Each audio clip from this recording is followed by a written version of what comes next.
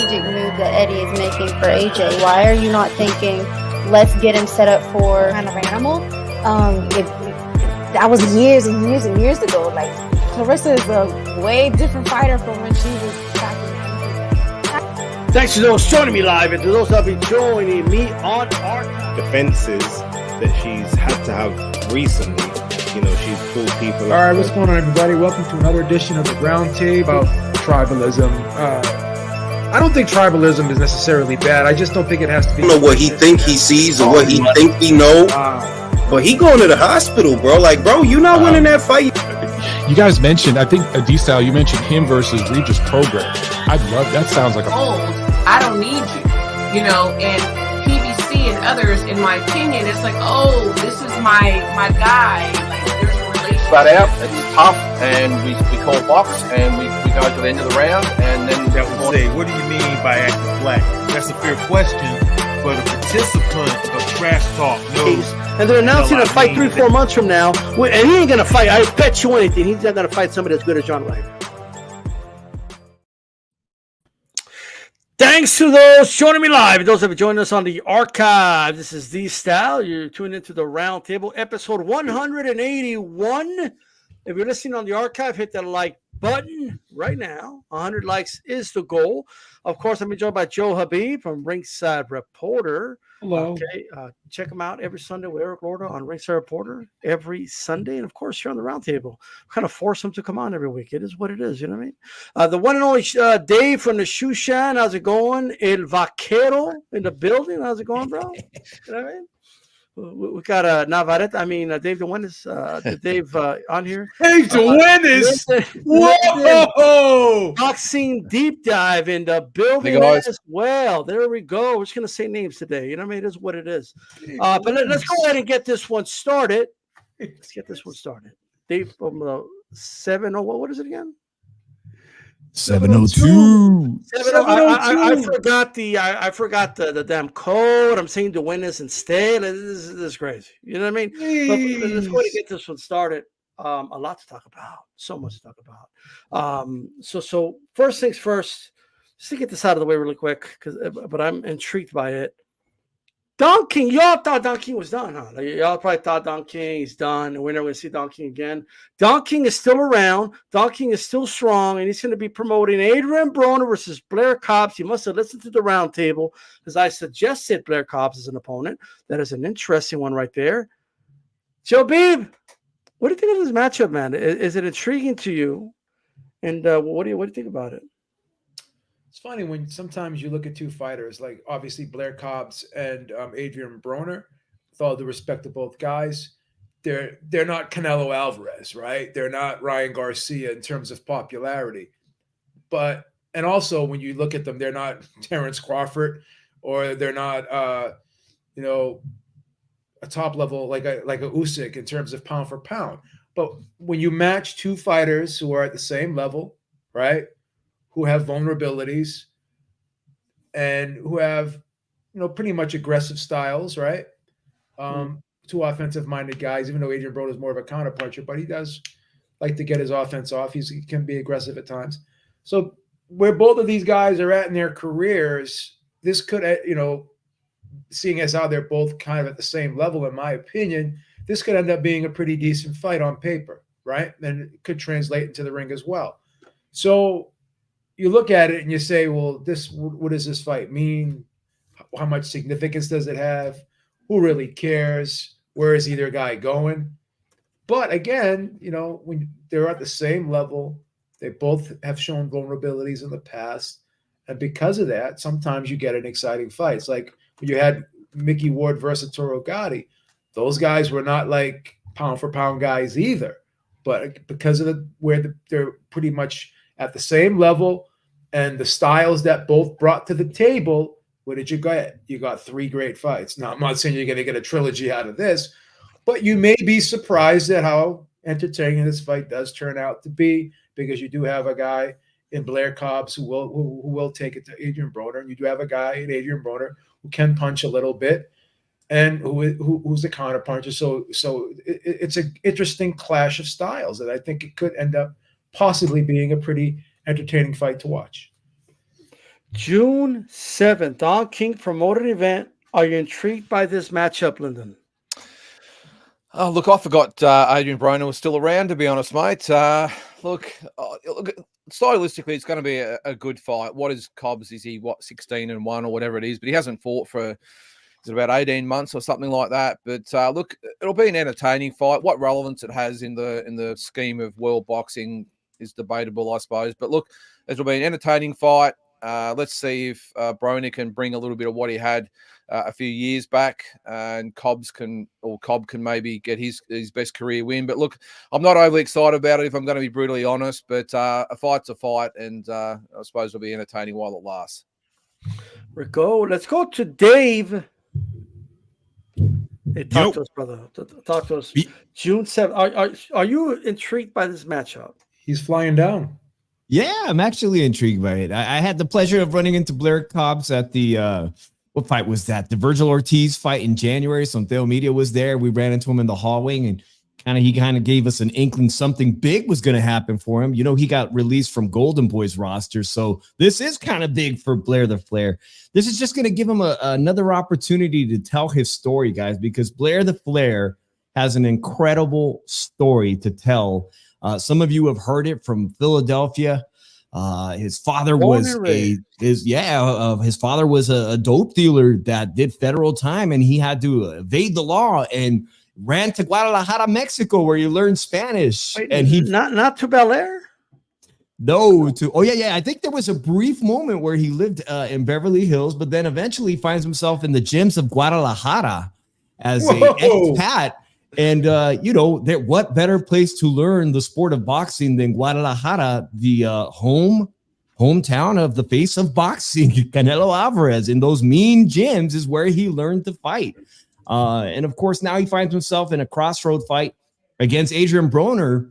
And Blair the Flair needs this win, because a win over even an aging old guy like AB, it kind of gives him an opportunity to put himself back in the mix in that welterweight division, or maybe he gains a little bit of weight. He has some room to expand and maybe be a name for somebody at 154. And quite honestly, the welterweight division is going to be ripe. It's going to be open to a lot of possibilities with, Terrence Bud Crawford moving up. So a win for him puts him back in the conversation, or potentially another payday, an opponent for somebody with a much bigger name that needs somebody on their resume. So I'm excited to see Blair the Flair. For Adrien Broner, I think it's hilarious that I just saw him on Instagram.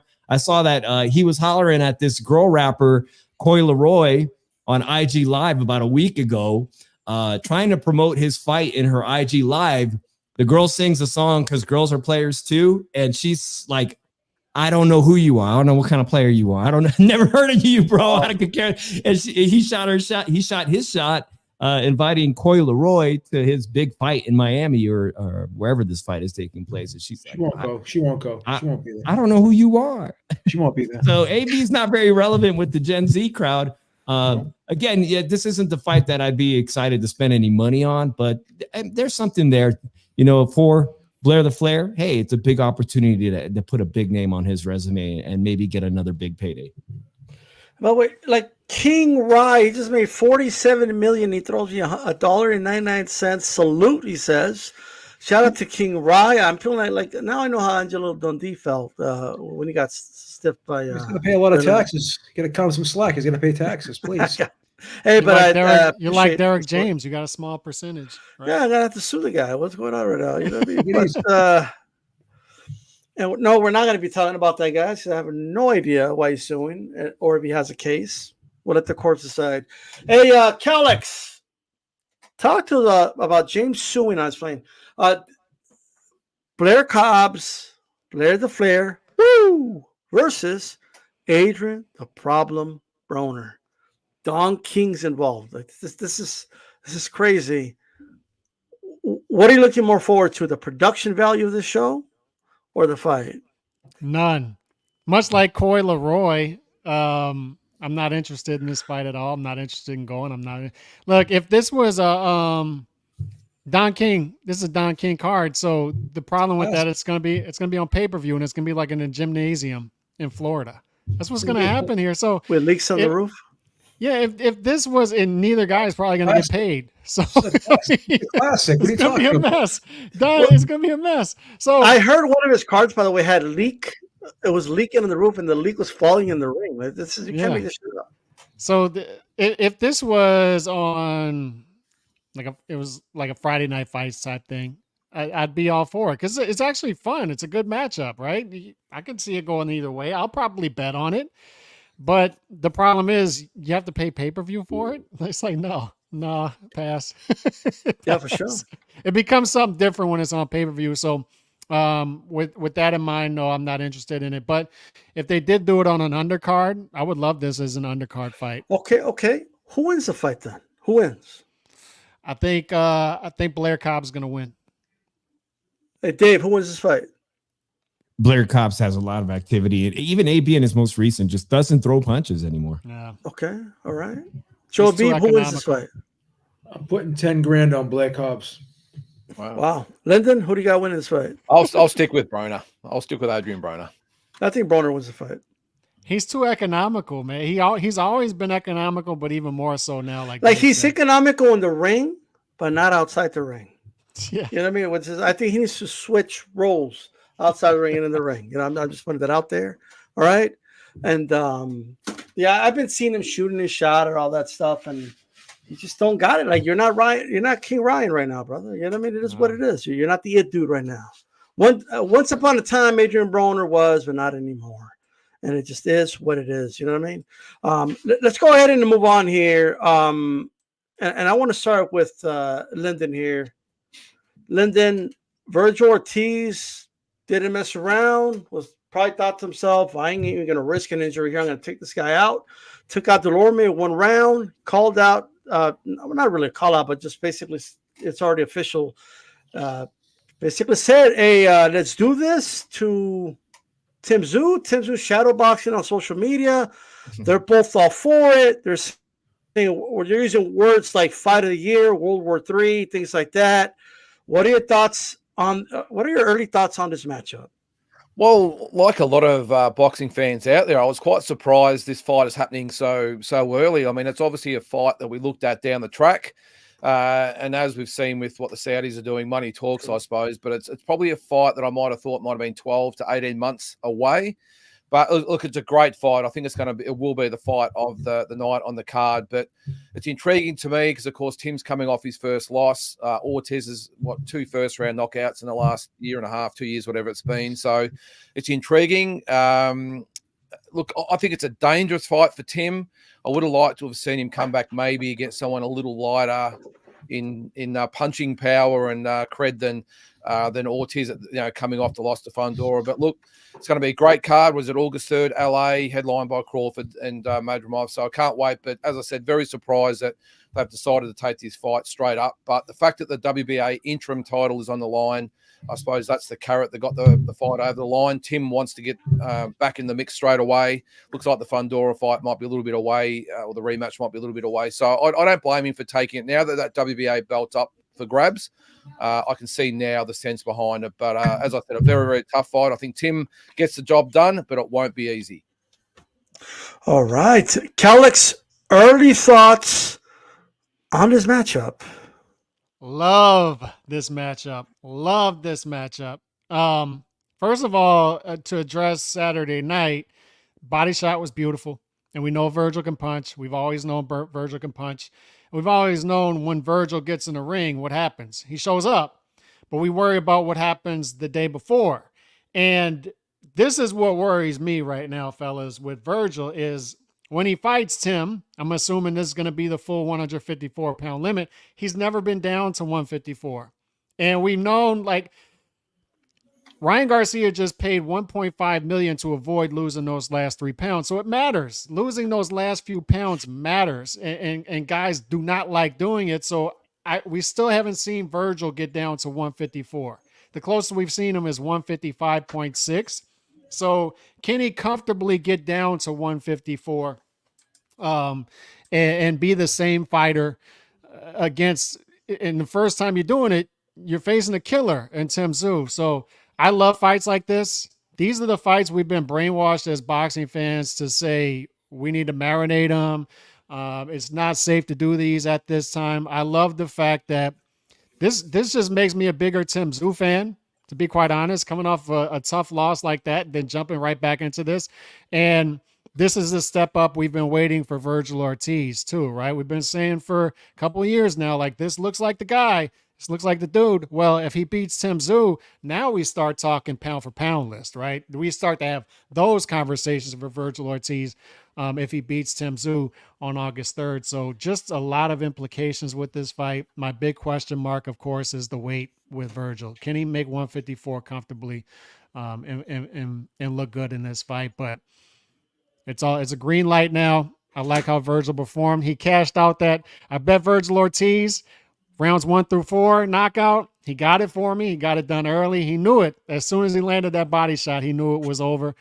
So good for him. But I love this fight. This is, regardless of what happens, I think this is that type of fight where you say both of their stocks are going to rise. It's going to be an action fight. I love this fight.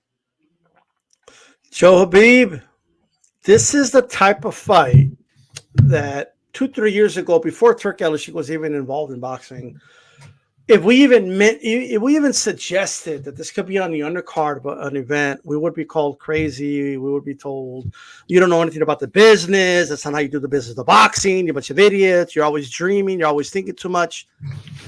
But here it is on the undercard of a massive card, and it's a great fight, in my opinion. What are your early thoughts on this fight?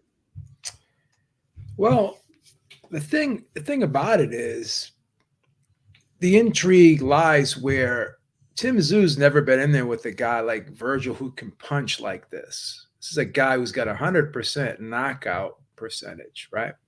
Now you could argue, yeah, the Kavaluskas fight was a pretty big step up at the time, but this is a much bigger step up than that. And Tim has been fighting good guys. He's been consistent. He's been steadily fighting good guys. And Vergil, as Calix alluded to, with the issues with the weight of the rhabdomyolysis, and to me, Vergil's more of an inside guy. The one thing I do love about Tim Tszyu, and I think it's very underrated, is his versatility. He's like he reminds me, and I'm going to get really screamed at for this, but I remember when Marvin Hagler was fighting back in the day, like everyone would, the way they would categorize him was he wasn't great at one thing. He was just good at a lot of things, right? And I look at Tim the same way. Tim's got a good outside game, got a good mid-range game. He can fight on the inside as well. His timing is impeccable. The way he places his shots, and I've said this before, he's a very, very efficient fighter. Vergil, to me, is an aggressive guy, but he seems to me to kind of like to fight off of adrenaline, right? He's very heavy-handed, and to me, every punch has bad intentions on it. Where Tim will throw some throwaway punches, he'll open you up. He's very poised in there. Where Vergil sometimes, I think, is a little bit overzealous, a little over anxious and a little over excited. Even though once he gets in that pocket, he can put those combinations together, and he throws those short, compact uppercuts and hooks on the inside. But I don't know if it's going to be as easy versus Tim Tszyu as it was against everybody else. Tim showed that he's got dog in him. When you look at that last fight, I had him losing that fight 115 and 113. But when I was watching those first couple rounds, I was like, wow, this Tim is handling this guy pretty well. And that was a nasty cut. And I don't want to revisit the whole it should have been stopped or whatever. But the fact that he was able to fight under those conditions and fight that well under those conditions. So he's been pushed to the brink before. Vergil has not. So again, that doesn't mean he can't rise to the occasion, but we know Tim can, but we don't know if Vergil can. So there's a lot of X factors here, but Tim definitely has to be wary of that power, definitely has to be wary of that inside game, particularly that left hand, whether it's being thrown from as an uppercut or a short left hook on the inside to the body or the head. So it's an intriguing fight, but I think Tim Tszyu is going to win this fight, and I think he's going to win by knockout. I really do. I think Tim's going to come back with a vengeance, right? He's going to be more focused than ever. And the thing with Tim too is, from what I've seen, the better the opponent, the better the Tim, right? That's what I've seen. That's the anecdotal evidence that he's put out there. So I'm gonna go with Tim here. Man, should be very interesting. Dave, what are your thoughts, man, on this matchup? It's an incredible turn of events for the division. I mean, this is a fight that literally could be the biggest pay-per-view, could be one of the biggest pay-per-views on its own if it was the main event. So it's actually unbelievable for me to believe that the Turkish was able to put these two guys with nothing on the line at the moment. You know, Tim just lost his title. And Vergil could easily say no, could have easily said, no, I'm going to wait for the right moment because I want my title opportunity against somebody like Terrence Bud Crawford. But he's taking the fight. So credit to both these guys for being co-main or wherever they're going to land on this tremendous card. This really could be a main event, one of the biggest main events of the year, most anticipated by hardcore boxing fans. It is so early for me to give you my early prediction, guys. But Tszyu and I had the pleasure. Tszyu had the pleasure to talk to Tim right before the weigh-in, the day before the weigh-in in Las Vegas in his previous fight, before that big fight with Fundora. If I am Tim, I am not going to make 154. I'm going to read the writing on the wall from what's been going on with Golden Boy fighters. You've got Ryan Garcia. You got Marlon Esparza blowing weight herself. Vergil Otriz blowing weight. I am not going to bother to make those last 2 or 3 pounds because I anticipate Vergil Ortiz to come in at 156, 157 to gain the advantage. It's not going to be that big of an advantage if he does do that, if Tim blows it off himself, whatever they negotiated. I would not make that weight, to be honest. What I'm bothered with Vergil is his long stretch of inactivity over that Rambo disease he had. And this year, we've only seen him fight 2 rounds in a 6-month span. The heavy advantage goes to me, to Tim Tszyu, who's not only beaten a former world champion in Tony Harrison, but really faced top 5 fighters in the division in Brian Mendoza, who's been in there with everybody. The towering Inferno, which presented an enormous challenge.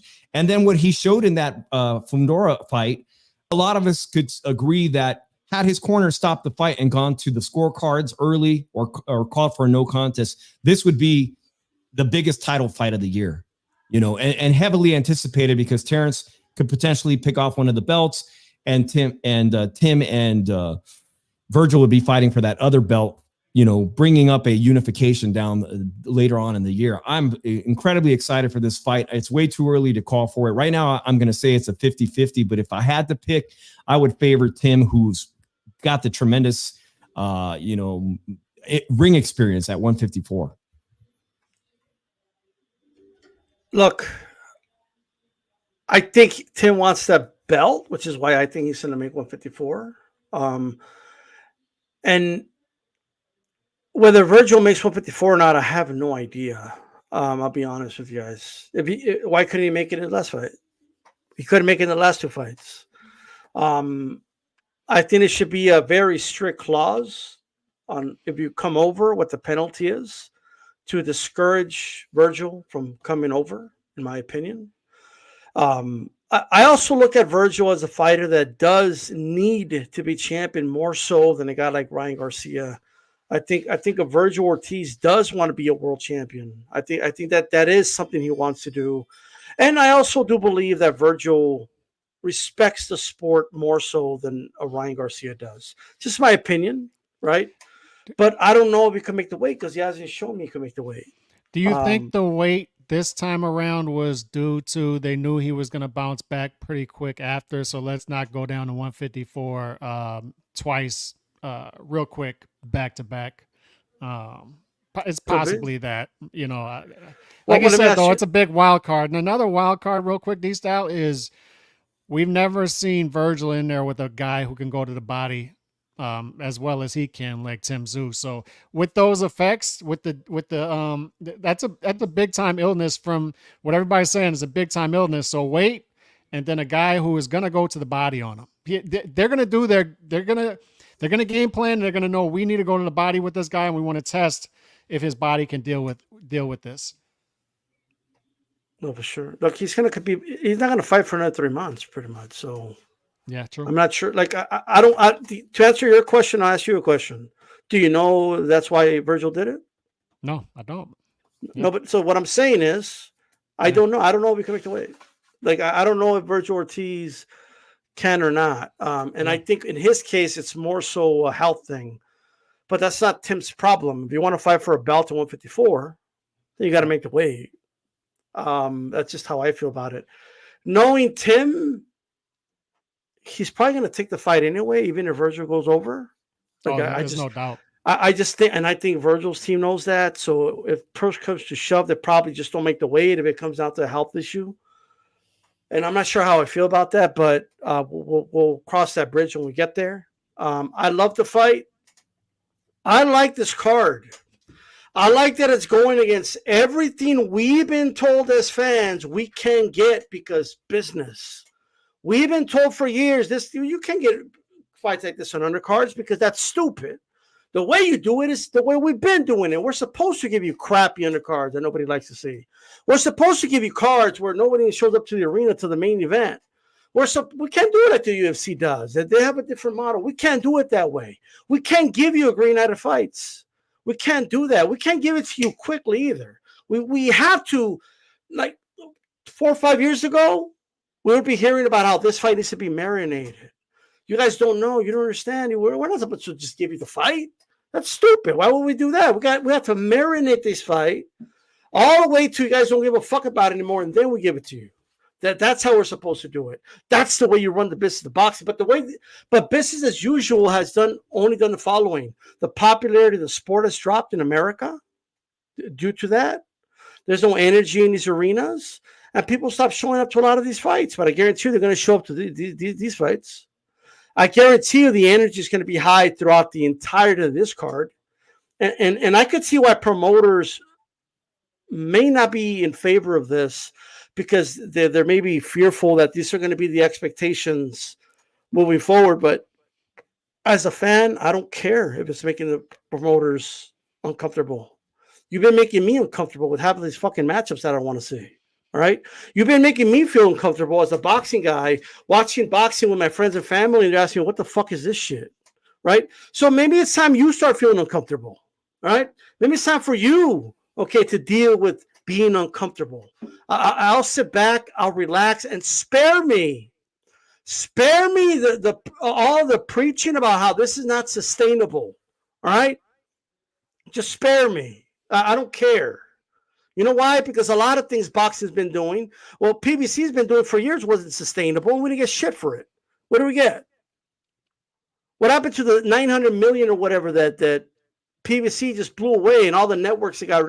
Well, what about all that? That wasn't sustainable. So we are where we are. It is what it is. Yes, they're getting paid a lot of money, but they're getting paid a lot of money to give us fights we want to see. So I got nothing to say about the money. Okay? I only care about the money when you're overpaying these dudes for fights I don't want to see. That's the only time I care. All right? And that's all I got to say about that. This is a great fight. I'm looking forward to the fight, and I'm going to be there. This will be great. I can't wait. All right? Even the big dudes, even Andy Ruiz and Big Baby Miller fighting for the next hot dog, even them. All right? Whoa! Like those dudes might not even make it to the ring. They're going to get in a fight at the buffet. Can't fat shame. You and B both fat shaming this week. What is going on? Like these, they're gonna duke it out over the last piece of fucking steak at the buffet, brother. They're gonna get it on. It is what it is. But I'm there. I'll be there for it. Okay. With that said, let's proceed. Let's move on. Shout out to Dan Rafael, by the way. I don't even know why I'm shouting him out, but I just throw that out there. You know what I mean? We now know the full August 3rd card, headlined by Crawford and Madrimov. How much of a game changer do you think this is, if at all? I obviously just give my opinions on it, but Cal, let's start with you.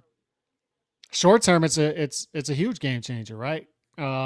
This is, I think, one of the best cards from top to bottom that we've seen in quite some time.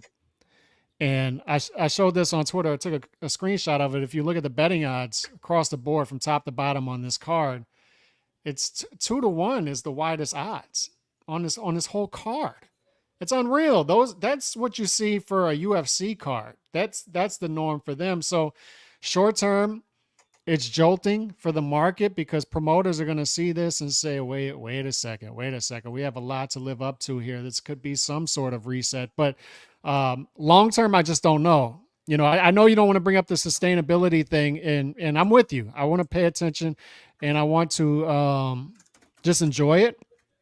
But when we talk long term, that's a different question. Long term is a different question. Can we keep this up? 3 years down the line, 5 years down the line, what kind of game changer will this be? Will this be a card that we'll remember as some sort of reset 3 to 5 years from now? That I don't know. But short term, it's a game changer, and I love it. This right here is what a disruptor looks like. A disruptor coming in, and I like disruptors. This is a disruptor coming in and saying, this is a new way of doing things. I don't know yet if this is a hostile takeover, if this is a friendly takeover, but it's some sort of takeover that's happening, and he's invading the U.S. market. Right. And I like disruptors. So Alhamdulillah. Alhamdulillah. I'm telling you, man, this is the movement. This is the movement. This is a great card. This is a great fight. And people were asking, all right, what good is it? All he's going to do is do these fights in Saudi. What about coming over to the United States? Well, he's doing it. He's doing a card in the UK. He's doing a fight in LA, right? That's a big city, LA, right? What's next? New York, Vegas. So evidently he's not playing around, right? And when was the last time? You know, we looked at that June card, the 5-on-5, the 5 versus 5, right? And then, you know, we obviously the Bivol Better Beef fight, which is a monster fight, and then going back to the 5v5, which is just enhances the card even more. Then you say to yourself, this is a Don King card. How do you top this? And this August 3rd card is like, it's a coin flip if you want to decide which one is better, because both cards are like phenomenal. Like, if you were to say which card would you rather watch, it's tough. Maybe the June card because of the Undisputed fight on the top of it, but I don't know, man. The Crawford versus Madrimov is a good fight too. Like, who wouldn't want to see Terrence Crawford fight, going to another weight class? You know, the beginning of his possible takeover at 154. That's just as I don't know. Is that just as good as the Undisputed? It's good and intriguing in another way, right? Because following the journey of Terrence Crawford is just, you know, is something that we've all enjoyed doing over his career, right? So what can you say? I think it's a phenomenal fight. I think it's a phenomenal card. And my hat goes off to Terrence Crawford, because obviously he wanted to fight the winner of Tszyu versus Fondora, and it looked like that was going to be the case, but Fondora had some surgery on that nose. He's going to be out for a while. Tim Tszyu is no longer the champion. So, you know, again, Terrence Crawford, from what he said at the press conference, he's not playing. He's looking for just big fights at this weight class. He's looking to become undisputed again as quickly as possible. What more can you want? What more can you ask for?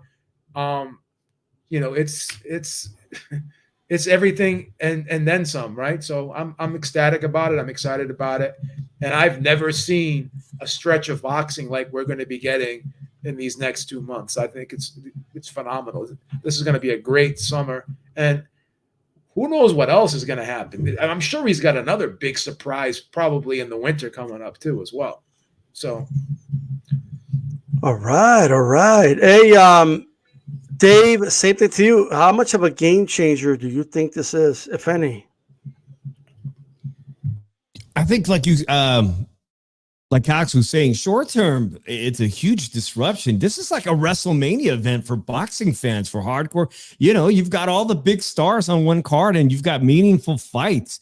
And other promoters like Golden Boy and Top Rank haven't been able to do it, especially PBC. We see those kind of promoters doing showcase fights for their contracted fighters, you know, making those guys look good, or bringing up and developing prospects, which is something that Bob Arum is so good at. But as far as when it comes to making cards, great cards, they're lackluster. They really are. In fact, now I'm living here in Las Vegas, guys. A big fight like this Saturday, a massive fight with such a horrible undercard, people will not show up until 6 or 7 p.m. Most of you guys know that. This is the fight capital of the world. People don't show up because they know that the undercard is meaningless. So they're going to spend all their time getting ready. In fact, I predict that Holly and Oscar won't be getting to the event until much later in the night themselves. Now, with this event that you guys have going on, that is going to be the Turkish card. Wow. If I'm going to that, I'm getting there at 3 o'clock. I'm getting there when that thing starts. So short-term wise, I'm ecstatic about it. I hope that we'll see more of those events because hardcore boxing fans and the new fans coming in that Ryan Garcia is bringing in, we need events like that to keep this momentum going. Hey, Dave, so you're like at the buffet with it, right? You got What's the that? tonsils. Like, let's say you got the tonsil at the buffet, and you're about to grab the last ribeye. You're like, finally. Exactly. And then you got like Andy Ruiz on one side, and you got Big Baby Miller on the other side, just looking at you like. Do you put the tonsils down, or are you gonna grab the ribeye? I'm grabbing the ribeye. Oh man, you're in trouble. Please. Come on. I'm just saying, bro. I'm saying if Andy Ruiz was there at the buffet, I'm grabbing the ribeye and having a conversation with Andy. Hey man, I was here, and then you grab my ribeye, and now I'm not here no more. Like give me that ribeye in your plate right now. You know what I mean? Like I think you'll just grab it off your plate. To be honest with you, I'm just saying. You know what I mean? Like, but anyway. With that said, Lyndon, do you think this is a game changer? Because it's no longer just in Saudi Arabia. They're now going to start doing cards outside of Saudi Arabia. Yeah, I wouldn't call it a game changer. Maybe a wake up call to some of the other promoters out there. I mean, there has been talk in the last couple of weeks that it's the greatest card of all time and all this sort of stuff. I don't subscribe to that. I think there's been much better cards. However, based on what we've had over the last few years, you just discussed some of the undercards that we've had recently, and they've been pretty ordinary. I really welcome the fact that they're taking a UFC type of approach and getting the fans there early at the start of the show rather than halfway through the co-main. So that's good because I'm sure you guys agree. There's nothing worse than getting into a big fight in Vegas or wherever it might be, and 2 fights out from the main event, the place is empty. I hate seeing that. So that's one good thing. The card itself is solid. I, for one, I must admit, I'm not doing cartwheels about it. I think there's much better fights and better cards out there. But however, we'll take what we can get. We've been pretty barren over the last few years, and I love the fact that at least the Saudis are coming in and making an attempt now to put on top to bottom cards. They've branched out into the States now. Obviously, our old mate Oscar De La Hoya is not very happy about that. So let's see what he can do. And he's only got one way to react to that, and that is put on the same level of cards. That's the only way. He's obviously he can't compete with the money side of things. So I'm looking forward to seeing what Eddie Hearn and Eddie Hearn's, I suppose, in with the Saudis, isn't he? But the Oscar De La Hoyas and the top ranks and these types of promoters do in retaliation to what's going on here. Because I mean, the real winners are us, of course, the fans. But as I said, I don't think it's a game changer, but it's a wake up call for everyone involved that we need to evolve boxing, and it might be the first step in taking that UFC type of model where fans tune in for the card, not just one particular fight. Well said. And we're going to segue to this here. Oscar De La Hoya, let me read this tweet to you guys. I'm sure everyone's seen it. Nobody is coming to my country or city and think they can take over boxing. I'm a fighter first, and I will fight hard for what I love the most, and that's boxing. Viva! Right? Just threw in Viva at the end. And he also, when people were asking him, hey, what are you talking about, Oscar? I'm not talking about anybody. I'm just speaking in general. Like, okay. Turk Al-Ashik actually posted a screenshot of a private message Oscar sent him praising His Excellency, calling him His Excellency. Thank you for everything you're doing. And I don't know if he did that in response. My guess is that he's talking about the one and the only, our favorite English promoter, Eddie Hearn. All right. Oscar seems to have a grudge with Eddie, going on social media, asking him to stay in England, and Instagram, by the way, saying, Eddie, please stay in England for the best of for the best of boxing. Let the real promoters stay in the United States and do what we're doing. You have squandered too much money and have nothing to show for it. Eddie responded by saying, why are you obsessed with me? He did his best, Mariah Carey. Why are you so obsessed with me? I hope you're okay. I'm a global promoter and I will stay that way. And that is all he's got to say. Dave, what do you make of Oscar De La Hoya's grudge with Eddie Hearn after they supposedly squashed it here? What I would like to see is a 5 versus 5 between Eddie Hearn's fighters, Matchroom fighters versus Oscar. How many people would like to see, say, Vergil Ortiz versus Conor Benn, right? When they were both killers at 147. Let me see your top 5 against these top 5. And to be honest, guys, I love going to these smaller events here in Las Vegas because the big pay-per-views like the one Saturday, they can get very expensive. They can be out of touch for even for locals like us. But you go see a Matchroom boxing card like the one that just featured Sky Nicholson and Hitchens, and you're out maybe a couple $100 at most for an awesome date night. Again, with Oscar, he also presents smaller cards. I would say that value for value, they're both presenting a very similar product. For the most part, they're just showcasing their guys. And these, like the very first fight of the year here in Las Vegas with Vergil Ortiz, man, I was bummed to have such great seats to see Vergil Ortiz go, all but 90 seconds or less. So they're both presenting the same value. Let me see you guys go out. If you guys really have a beef, let me see a 5 versus 5 like we're going to get between Matchroom and Queensberry. Let me see that right here in LA or Las Vegas. Well, there's been rumors of Golden Boy and Top Rank doing something similar, like a 5-on-5. I've been seeing that as well. Very, very interesting. Another thing Oscar tweeted out was all Eddie did was post Haney will be back, and he's just kind of taking a picture with Haney, and Oscar responded, I was a fighter, you're not a fighter. I know this is the type of beating he'll never come back from, and you're a horrible promoter, whatever he told him. So that's that. Lyndon, what do you make of Oscar De La Hoya's kind of just holding on to this grudge with Eddie? What do you think this stems from? Well, it's interesting, isn't it? Because we've just seen recent videos of them together, sitting down and discussing, working together with each other and what's going on. Look, who knows? Oscar seems to change weekly, doesn't he, with his points of view? But look, end of the day, he's always entertaining. Eddie Hearn, I think, has a great personality as well. So I don't mind if there's a little bit of back and forth between the boys. I don't care. We'll really like to see what, as I said before, Eddie and Oscar and these types of guys come up with. I love the 5 versus 5 concept. And the one thing I really do like about everything at the moment is just the almost the evolution of boxing at the moment. We've been very stagnant for a long time. And it just seems to be coming out of it. And I know the Saudis are behind it, a lot of it with new innovations and all this sort of stuff. But I'm just really liking the fact that we are evolving out of the Stone Age, I suppose, back out of the 60s and 70s and 80s and everything else. And it's becoming a different sport where promoters are trying different things. I don't mind if they go back and forth on social media, as long as they're working together and we're getting the biggest fights, the biggest cards. So I think we've got some interesting times coming up. And let's just see what Eddie and Oscar and Top Rank and everyone else have got up the sleeve to compete with what's happening over the pond. All right. Hey, Calix, the first thing Oscar De La Hoya tweeted after Ryan won was, congratulations to Ryan. Oh, no, he tweeted, shout out to my haters. Where are my haters at? Right? That's Oscar De La Hoya. What do you make of his grudge that he has against Eddie Hearn here? It's pure Oscar, right? Oscar, as Lyndon was just saying, one day we all need to work together. We all need to work together. And then it's Eddie sucks. He's a terrible promoter.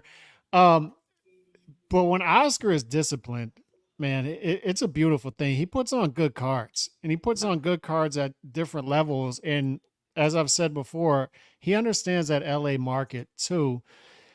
And both of them being on DAZN, they could put on some good cards, some beautiful cards together. So I want to see those two guys do something sustainable to where they can work together and put on good cards together, because it can make for some beautiful boxing. The thing with Oscar right now is he's very close to having 3 stars in the sport, if you think about it. Because right now he's got Ryan Garcia. Ryan Garcia is out there on a victory tour. If Vergil Ortiz beats Tim Tszyu in August in LA, then he's cooking with hot grease with Vergil too, because Vergil is not only a guy who would be 21-0 at that point, but a knockout artist too. Yep. And entertaining to watch. And Mungia Saturday. Mungia is a 6-1 underdog. I know you're laughing. I know it, but even if Mungia loses this fight Saturday and is entertaining in it and puts up a competitive fight, then you might have something there too. So he's got 3 guys, Ryan Garcia, Vergil Ortiz, Jaime Mungia, that nobody is better with that Mexican-American market than Oscar De La Hoya. So I'm just saying, keep an eye out on it. Don't pay too much attention to what Oscar says, just the actions behind it and what he does. And so far this year, it's been good. So we'll see. Okay. Joe, Habib, but what do you make? They, like Lyndon said, they squashed it at some face-off, and now he's still going at Eddie. Doesn't really matter because they're still going to put cards on together, just like Bob screams and yells at Eddie, but they still put cards on together. So what really matters in the end is the fights. As long as the fights get done, that's all that matters. I'm pretty somber about it, if I'm being honest, as you can tell. So just to stay on De La Hoya for a little bit. So I saw him do like a little interview where he's talking about, and I'm going to segue, of course, to the Canelo thing. Okay. He was talking about Canelo and what his problem with Canelo is, and he goes, yeah, when I was down and nobody was around, he left me. And then like he feels betrayed by Canelo, right? Like he feels like, so he's like, Canelo says I'm a bad guy. Yeah, to you, because I don't like you, right? And look, maybe some of it has to do with wanting to see Mungia win, you know, and I get it. You know, of course he wants Mungia to win. He's his promoter, right? Good luck with that, but it's his promoter. My thing with Oscar is this. Tell the full story is what you need to do. When all those dudes left you and they all went to PBC, Canelo stayed, dude. He didn't have to stay. He stayed. And you basically ran your company with Canelo. You as the promoter did, right? There ain't no way. And D style means no damn way. Canelo gets out of that contract if he didn't have a reason to. Ryan wanted to leave you, dude, and he couldn't because you know you have to leverage with the contract. That's why Ryan couldn't go anywhere. The fact is, Canelo had a reason to leave you and sue you and got out of the contract, and the court sided with him because you were in the wrong, Oscar. Right? That's just the reality, right? But now we are where we are, and we get to dive into this drama, right? Of this kind of the old promoter of Canelo, who's now promoter Munguia, obviously, sending his fighter out there to try to get justice in his eyes for him. Jaime Mungia is a hired gun for Oscar De La Hoya, at least from his point of view, to take out Saul Canelo Alvarez and get his ultimate revenge. Is he going to get that satisfaction, babe? Is Jaime Mungia going to pull off the upset? As they say, I've been hearing over and over again, it always happens in threes, right? There's been all these big upsets. People are getting brave, babe. People are picking the upset. Is it going to happen? This is starting to turn into an episode of Dr. Phil, the way you're going with that psychology. But is it going to happen, though, is what I want to know. I don't think it is, to be honest with you. No. If I'm telling you the truth, I'll give myself a lie detector test right here. Ready? Yeah, I don't think Canelo's going to lose the fight. Eric, my co-host on the Sunday show, made a great point because I talked about how Canelo, the volume's been going down a little bit. And I even question, is the desire still there? It could be, maybe it is, maybe it's not. But this is a style matchup that Eric pointed out to me that is just like he hasn't faced with those other guys. This is a guy that's going to be in his face. This is a guy that is going to be throwing shots at him. There's going to be opportunities. I still think Canelo wins by decision because I respect Mungia's heart, his grit, and I think he's very durable. But a lot of people are saying this is the fight in which Canelo will end that KO drought. And they all have arguments. They all have good arguments when they present their case for it. So I don't think it's going to happen, but it is nowhere near out of the realm of possibility that it could happen. But I will be betting Canelo with the decision prop, and I'll feel pretty comfortable doing it. Dave, Tim Tszyu was upset. He was a huge underdog, big underdog. Pandora was. Ryan Garcia, huge underdog himself. He pulled it off. So people they're feeling a little, they're talking with bass in their voice when they're picking Mungia to win now. You know what I mean? So what do you think? You think an upset is possible here? You think Mungia's going to maybe pull this one off? I definitely think that there could be an upset this weekend, but more unlikely. I feel like what we're looking upon here is the very first Gennady Golovkin fight versus Canelo Alvarez, where this time Canelo Alvarez is the Gennady Golovkin taking on the younger fighter here. While it's very likely that Canelo is going to most likely get the decision here, I don't think that Jaime Mungia is going to be the first guy to knock out Canelo Alvarez. And conversely, I don't see a knockout the other way around either. I think Jaime Mungia is entirely too durable. But what is going to be a big factor here is the high volume. Is Canelo Alvarez going to look old this Saturday night with Jaime's high volume? Can he keep up the pace, and can he force Jaime to slow down to fight at a more comfortable pace that he's wants? In recent fights, we see Canelo Alvarez liking 35 to 40 punches per round. Can he get Jaime Mungia to slow down? And what I think is going to be very important here is the fact that Jaime has never fought a counterpuncher, an elite counterpuncher like Canelo Alvarez. And he's finally going to face it, and one that hits harder than anybody he's ever faced in his level of competition. That is a deciding factor. I think will eventually slow down Jaime Mungia, because we all know Jaime Mungia is easy to hit and he will be easy to counter. I do think he will go the distance. Will we see Jaime get off to a quick start, or will we see Canelo get off to the quick start? Because we've seen many fights where Canelo takes 4 rounds off and lets guys take an early lead. Even Amir Khan took an early lead. If he takes an early lead, that's where I see the possibility. If Canelo allows Mungia to take an early lead, that's where I see a possibility of an upset. But unlikely that Jaime Mungia gets the nod in Las Vegas. Canelo Alvarez is still the face of boxing, guys. I'm going to go Canelo Alvarez right now with a decision win, but very close. And moving forward, guys, I think the possibility that Canelo in September is fighting Edgar Berlanga is extremely high at the moment. So what we need to see this Saturday is Jaime Mungia put the best effort he's ever put forward, because he's absolutely in line for a rematch. If it's such a good fight, we could potentially be seeing a trilogy being set up here.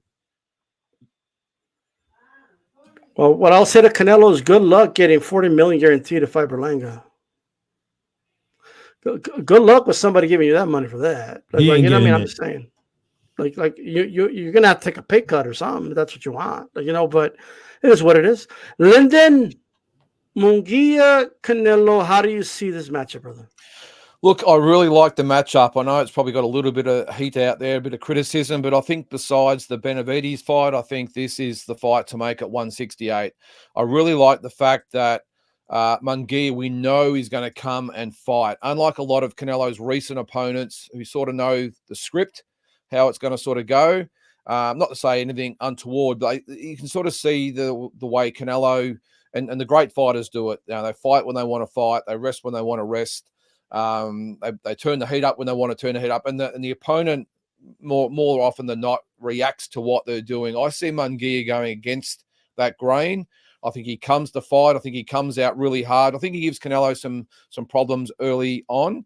The issue is whether he can do it, excuse me, over the distance. And the thing, or the reason I probably swing a little bit more to Canelo is that I think Mungia comes to him, which means Canelo will go into that counter-punching type of style, which is really underrated at, I think.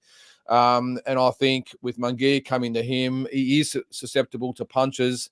And I just see him fitting Canelo's style, and I see Canelo breaking him down as the rounds go on. And I think, look, it's going to be a really, really tough fight, an entertaining fight, but I think Canelo gets the job done in 9 or 10 rounds. I think the volume of punches that Canelo lands on Mungia just breaks him down and, as I said, gets him out of there in 9 or 10 rounds. All right. Calix, go ahead and do one of the cruelest things anybody could do. Give people hope that Mungia can win this fight. What I'll say is I'll completely agree with Lyndon and his assessment just now. And this is all I like Mungia. I'm a fan. I am. And I actually think his stock is going to go up in this fight. So that's your hope. And your hope also is he's only a 6-1 underdog. And Ryan Garcia, depending on what betting odds you were looking at, he was anywhere between 8-1 to 11-1 underdog. And look at what he just did. So crazier things have happened by far than Mungia pulling off an upset.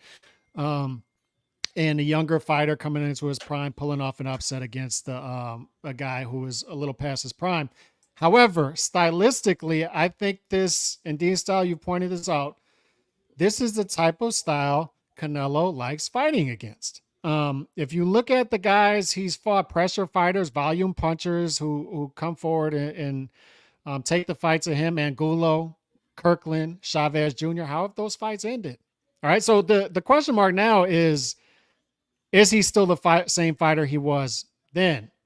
Obviously, he's not knocking guys out anymore. Ryder, Charlo was very shy in there. I think that had a lot to do with him not knocking him out. And Ryder's a tough guy, right? But I'm going to fade Beeb here a little bit. Beeb is playing the decision.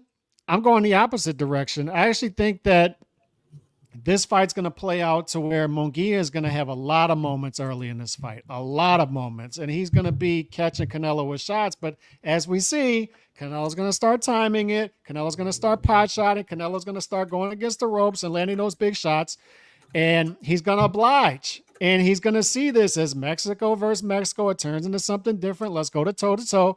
And I think he's going to get Mungia out of there. I'm actually playing the under of 10.5 rounds at plus 205. And I'm actually going to put a little money down on Canelo round 7 through 12 plus 330. That's the two plays I'm going to do.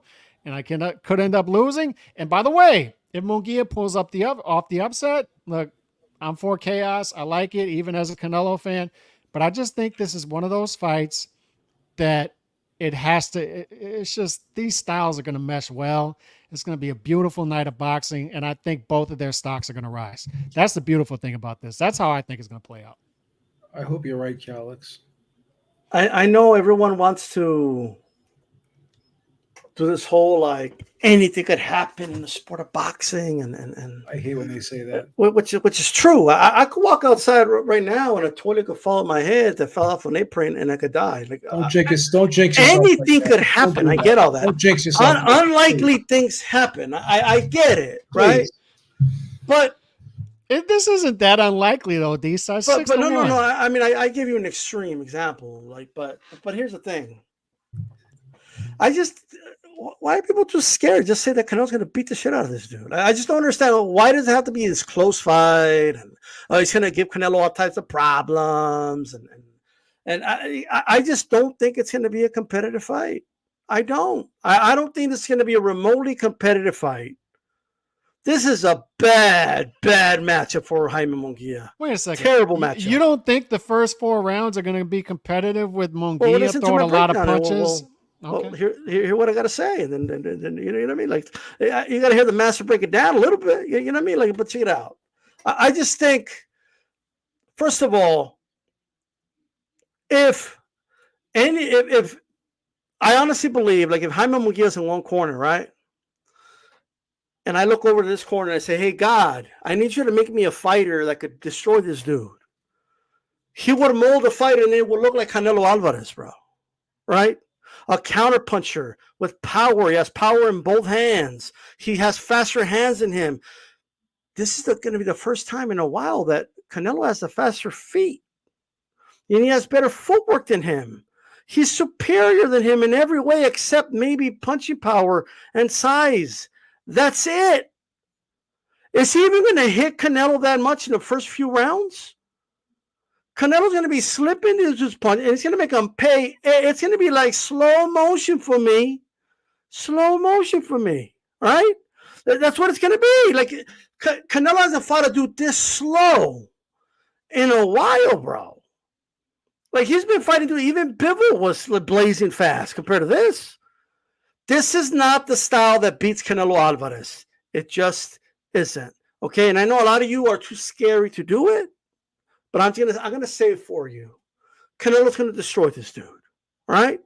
If it's competitive and it's back and forth and Canelo wins an 8-4 decision, my prediction's wrong. Okay, I'm not those dudes that hedge their shit, right? They want to have it both ways and they want to say things like, "Oh, he's gonna give him a tougher fight than you think," but then they're picking Canelo to win, right? I have a poll up right now. 0% have voted for Mungia to win. But they keep telling me it's a close fight. He's a dangerous fighter. But no one has the balls. Let your balls hang and tell me who's picking him to win. Who's picking this dude to win? Tell me. Go. Don't just tell me it could happen. Don't tell me you wouldn't be shocked if it happened. No, pick him to win. Pick this dude to win. He's going to destroy this dude. He's going to batter him up. If Mungia wins more than 3 rounds, I'm shocked.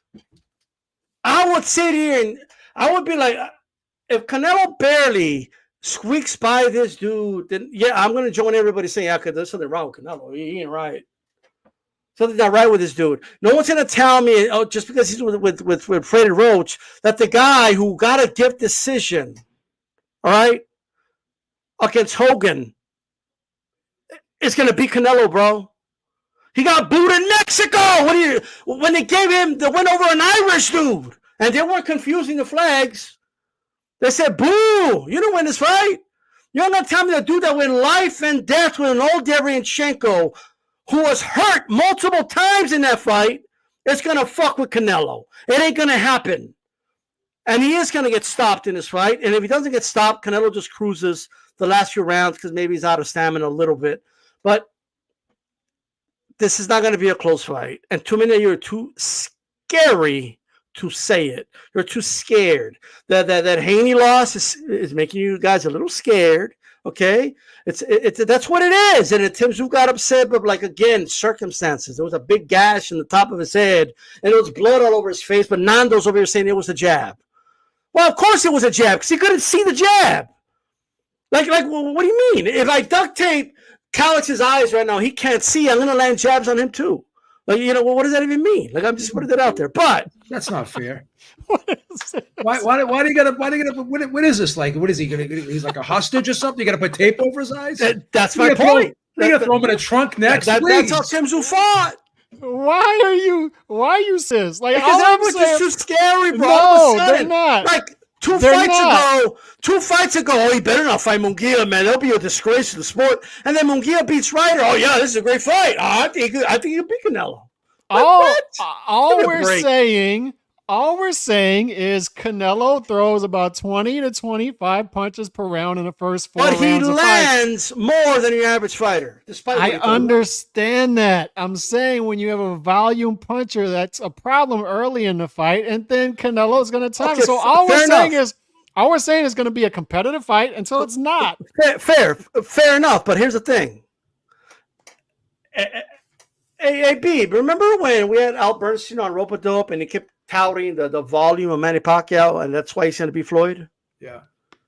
What happened to Manny Pacquiao's volume when he fought Floyd Mayweather and Marquez? What did I say to him? What did I say to him when he said that? I said his volume won't be the same in those fights. You know what I think, D-Style? I think people are saying what they want to happen, not what they think are going to happen. In my opinion. Okay. I think that even if the fight is competitive for 3 rounds, and then Canelo pulls away. I mean, it's at the end, the scorecards aren't going to reflect that it was a competitive fight. If it's 9-3, 10-2, 1-8-4 slipped in there, whatever. So I think people are saying what they want to happen. And I think a lot of times when people do make predictions, they're emotional picks. And I think a lot of those people on Twitter are just kind of like riding the wave, like you said. And, you know, on paper, this is not a style that you would think would give Canelo problems. It just isn't, if I'm being honest. And look, HLD, you're my dude, but Mungia's coming to win. They all come to win. Like what does that mean? Of course he's going to come to win. Like, you know what I mean? Like, I think Jamal came to win till he got punched in the face and he changed his mind, right? I came to win several times, man, but I've got about 40 losses on my record with all the games I've played in sports. Yeah, I'm just saying. Haney came to win, whatever to him. Let's put that out there, all right? I know, Calix, I know you want to say something. No, so your argument would be Angulo, Kirkland, Chavez Jr., Ryder. Those are all guys who should have given Canelo issues with their activity and pressure early on in the fights, but none of them did. None of them did. And your argument is going to be the same thing here. I get it. I think Munguia's a more layered fighter than those guys. I do. Mm-hmm. I think his offense is better than those guys. I think people are overrating this dude. But the big problem with Mungia though, is he's not exceptionally fast when you look at guys at this level. When you compare him to other fighters at this level, like David Benavidez is much faster. David Morelli, and even Derevyanchenko's got quick hands, and he's just not. I think because of the difference in hand speed. And Eric made a great point too. Canelo hasn't been known for being fleet of foot, but at this weight, he's pretty decent in comparison to the guys at this weight, right? There's not a lot of guys who are very fast on their feet at this weight. And Mungia is not like the problem with Mungia, even though he's going to bring a lot of volume, Canelo's going to be able to time it because I think there's a big speed disparity here. And that's what's going to be the difference in the fight. Yeah, I don't think Mungia has ever been hit by a guy like he's going to get hit by Canelo. Ever. And you could say, well, I don't think Canelo's ever felt a guy like, I don't know, like he's fought a lot of guys that could crack, like Triple G, for example. Canelo's been in the ring with dudes that could crack. Sure. So Kovalev, for example, and we saw what was up with that. And HLD, shout out to him. He's still my dude, but he's saying Mungia's willing to die in the ring. Well, okay.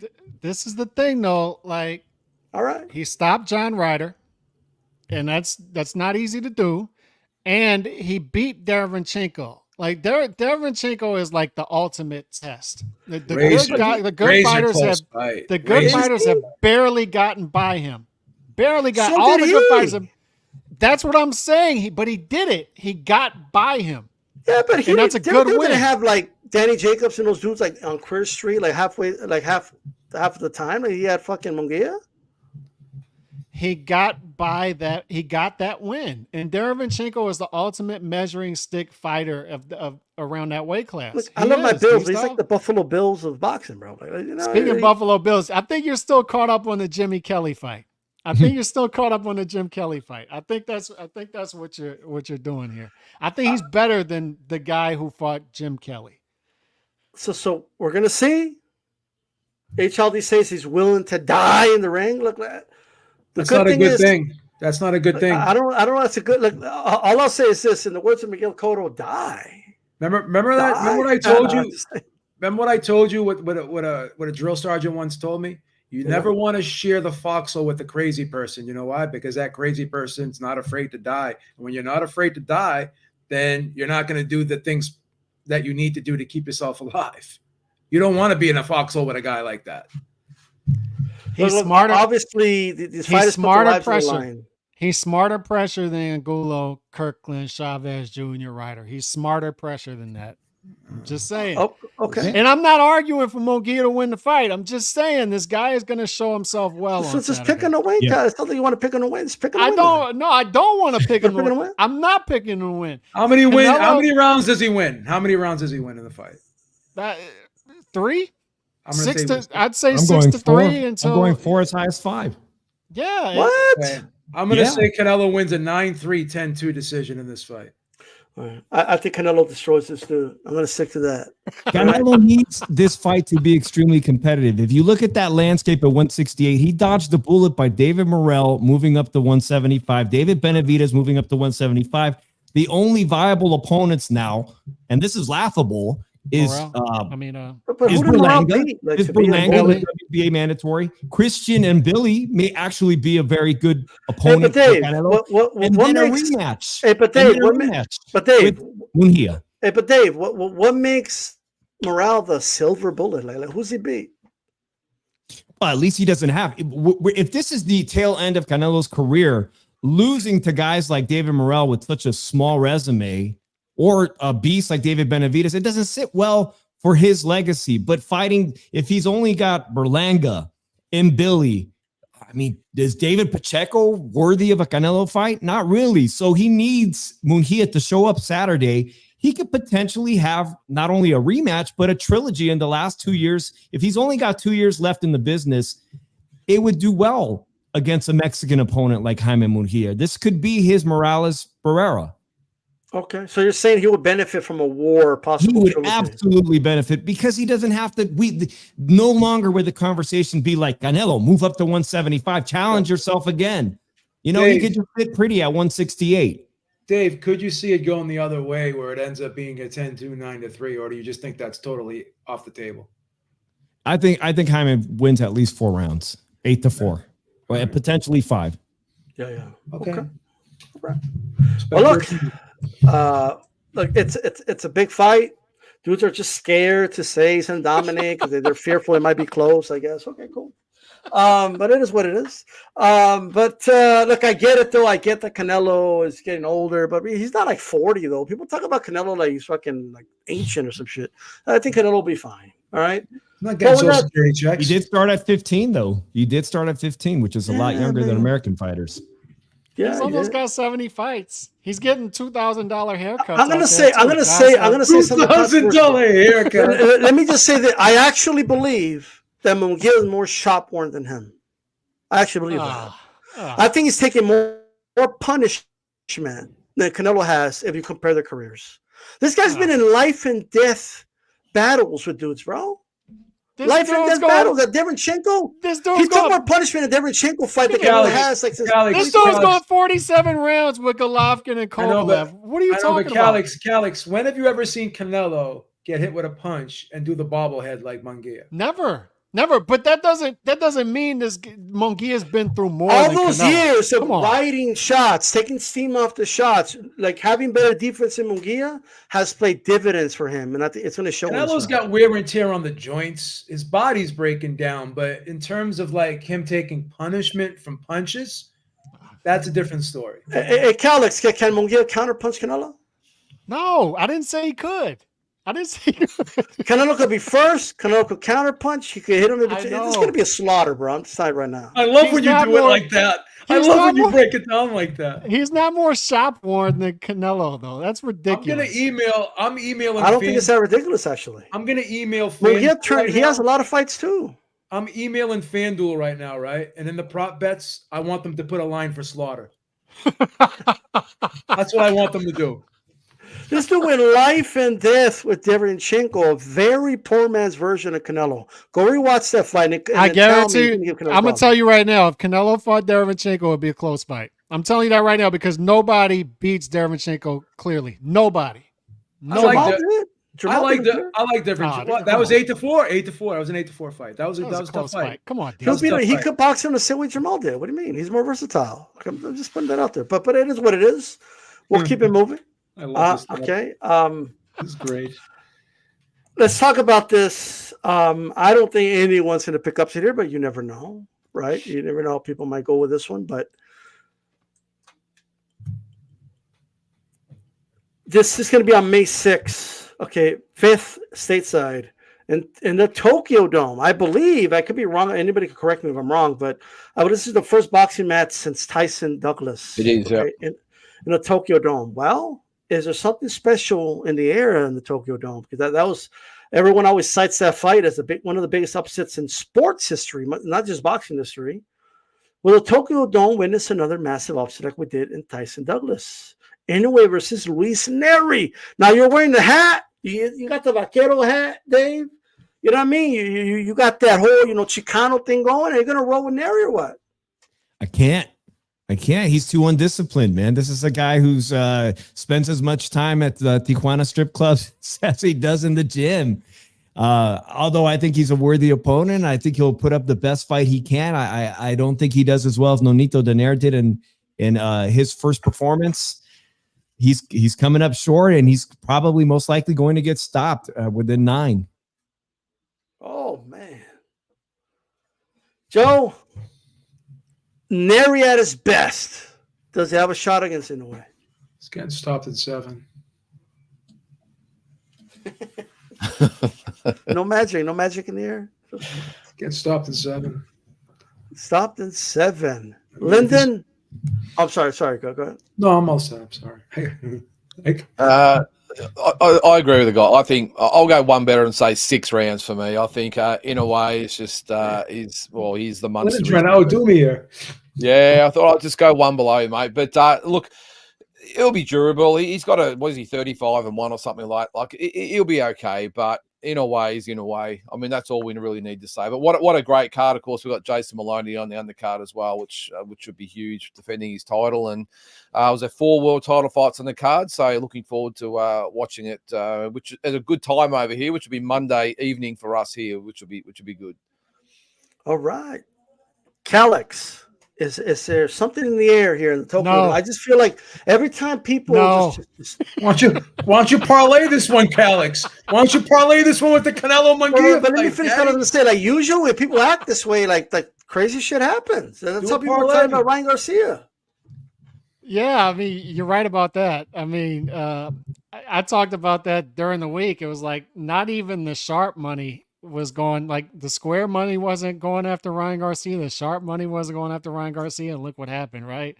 Upset special. But I'm trying to pull up so Inoue is a 13-1 favorite in this fight. So not much that you can find as far as value. And he's actually minus 550 to win by knockout. So huge favorite to win this fight by knockout. And I agree with that. When I'm looking for an upset, the favorite, something has to be going against him, right? Inoue is just too disciplined, and he's in his groove now. It's a fight every 5-6 months. Line him up. He's just in his groove. He wants to fight again in September and again in December. He's a special generational talent right now, and I would argue in his professional prime. So it's going to take a special fighter or a naturally bigger fighter to beat him, and Luis Nery is not that. And what I want to see is D-Style pick the upset special, because I remember when D-Style was saying nobody beats Nery, Pantera, nobody. So what now? You gonna pick him or what? Let's see. Is D-Style gonna pick Nery, or is he gonna abandon his boy here? This guy ain't pulling the trigger, Calix. Cut it out. So here's what I'll say. Pulling the trigger here, man. Yeah, I want to see you. Come on, pick the upset. Pick the upset. You too scared to do it. I don't want to hear you say. I don't want to hear you say Nery's going to be in the fight, and then he just no. I don't want to see it. He's backtracking now, Calix. First of all, I mean, maybe there is something special. Maybe there's something haunting about the Tokyo Dome, and maybe will be something in the air. Maybe there will be something to talk about next roundtable, and we'll be talking about how Nery just pulled the upset of the century. You never know. There might just be something in the air, right? The Tokyo Dome curse. And maybe, just maybe, that celebrity life, because he's a big star over there, it's maybe getting in Inoue's head or something. You never know. Shit. But here's what I will say. With all that said, I give Nery almost no shot to win. I think Inoue's going to win this fight. And I think it should be a pretty one-sided fight, to be honest. However, he'll be dangerous early, but this is I'm more confident about Inoue winning than even Canelo winning. He's not going to be dangerous early. He's going to sleep. You don't think he's dangerous early? Well, I hope Inoue doesn't have your mentality, like going into the fight. You know what I mean? But the thing is with these Japanese fighters, because you're right, they are so disciplined, and that you're not going to catch them like sleeping. You're not going to catch, like, you're not going to hear stories about Inoue out partying all night, and it just isn't going to happen, right? So it's interesting. I like the fight, and after this, what's really left other than your boy Nakatani moving up? If he wants to fight a dude his own size, because Nakatani's fighting all these little dudes over here being a bully and stuff. You know what I mean? And then when there's an opportunity to fight, bam, all of a sudden, I'm too big for the division. I'm going to move on. You know what I mean? Like all of a sudden. I was told they vacated the division because Bam would not accept the fight. That's what I was told, inside information. So what about Gallo? But what about Ioka? That's fine. Here's what I'll tell you. The collision course is Inoue versus Nakatani at 122. That's the collision course. It's not Nakatani versus Bam. And look, I think those are the three special fighters. I do think Bam is special. All respect. It's Inoue, Nakatani, and Bam. Those are the three special fighters down there, 122 and below. And I think the collision course is, I think Inoue is going to stick around at 122 until Nakatani moves up, and you're going to see a humongous fight. Apparently there's a stadium out there, 80,000, something like that, in Japan, and that's where they're going to put that fight. That's going to be the biggest. That's going to be the biggest fight in Japanese history, and that's when we see the upset. That's when we see Inoue upset by Junto Nakatani. Nakatani's not going to beat Inoue. That's what you say. I disagree. Okay. All right. Well, we'll see. We'll cross that bridge when we get there. But hey, it is what it is. That is all we got. We went over everything. I want to thank everyone who tuned in. Make sure you hit the like button, by the way, everybody listening right now. We got 79 people right now. Hit that like button on YouTube. If you're on X, please come to the channel, D-Style Boxing, subscribe. Check out the show next Monday on Ringside Reporter. We'll have so much to talk about. I'm going to be rubbing in the fact that Canelo destroyed Mungia, and all you dudes that thought it was going to be close, I'm going to call y'all out. I don't give a shit. But it is what it is. Hey, thanks to Lyndon from Boxing Deep Dive. Go subscribe to his channel. Subscribe to Shoe Shine Boxing over here with Dave. Subscribe to Ringside Reporter and to Calix 2.0. And we're out of here. Peace. Viva Mexico!